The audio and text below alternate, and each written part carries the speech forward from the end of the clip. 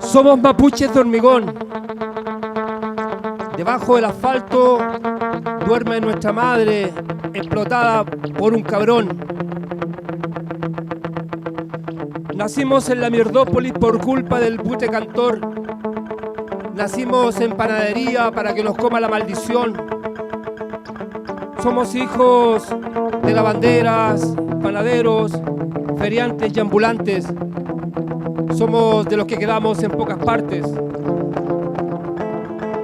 El mercado de la mano de obra obra nuestra vida y nos cobra.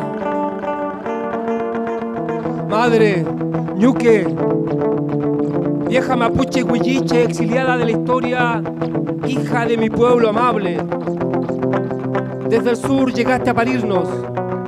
Un circuito eléctrico rajó tu vientre y aquí nacimos, gritándolo a los miserables.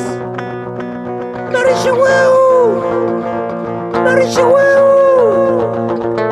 ¡Marichihueu! El lenguaje lactante. Padre, chao. Escondiendo tu pena de tierra tras el licor, caminaste en las mañanas heladas, enfriándote el sudor, mientras nosotros somos los hijos de los hijos de los hijos de los hijos. Somos los nietos de Lautaro, tomando la micro para servirle a los cuicos. Somos parientes del sol y del trueno, lloviendo sobre esta tierra, nuestra tierra apuñalada. La lágrima negra del río Mapocho nos acompañó por siempre en este transantiagónico huecufe al oriente.